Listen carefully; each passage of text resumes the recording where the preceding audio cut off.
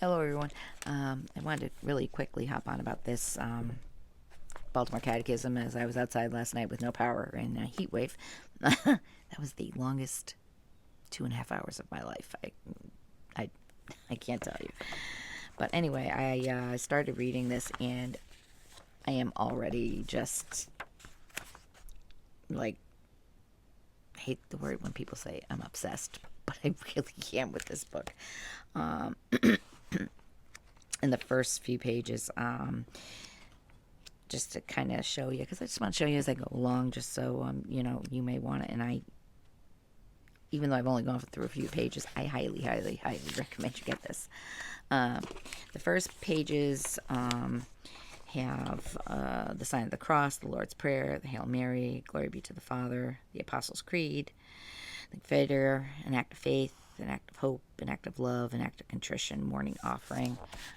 So all those prayers are, if you can see it there, and you can tell that it's sort of geared more towards a younger person, but it isn't. I can't quite explain it, and you probably have to read it yourself. And then the next page, you have a morning offering, blessing before meals, grace after meals, Hail, Holy Queen, Regina Coeli, and again, there.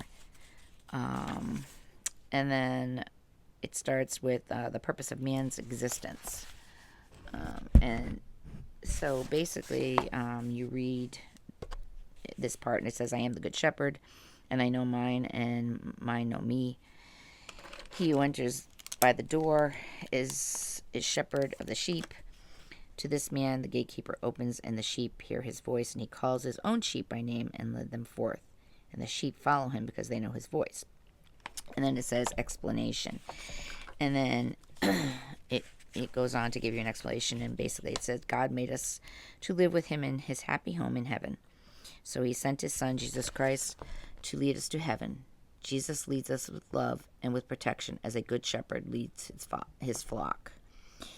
And then it goes on, and then there are questions that after. And it says, who made us? God made us. Who is God? God is a supreme being who made all things. Supreme being means someone above all other beings. So you can see where it's going with this. So it's questions and answers. And then there's like a lesson in the back. I guess after each, I really hadn't gotten that far yet, but I think that's kind of the way it goes through the book. So it gives you that portion of it, and then it explains it to you, but I think it wants you to understand, what it meant. And it's very, very, this one's extremely, very, very, I think it's 50s, this book. Let me see here. I believe it was 50s when I read it. 50s, 60s, or something like that. But anyway, you can see, but I'm super old school. I'm actually a World War II history buff, so I actually have a whole nother 1940s page with like 9,000 people on it. It's something, it's my little, we all have a little interest in that's mine. What does it say here? I know I read it yesterday. I believe it's 50s, 60s, or something. 1964. So, yeah, it's very, very interesting. I would definitely recommend this book. I'm just going to try to each day go maybe a little through a little bit of what I learned each day. I might just incorporate it in there just for a little more understanding, I mean, I'm doing the Catechism with Father Mike, but I'm always on like a very tight schedule with everything that I do, so sometimes I'm getting it, but not really when he's talking, getting it all, and I want to understand it all. I mean, it's a great, that's a great thing.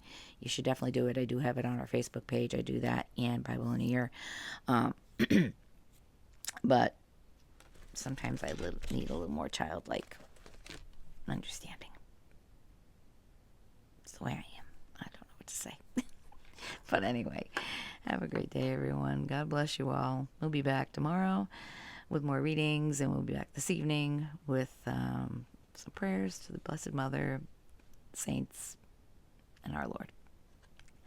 Have a great day, everyone. God bless you all.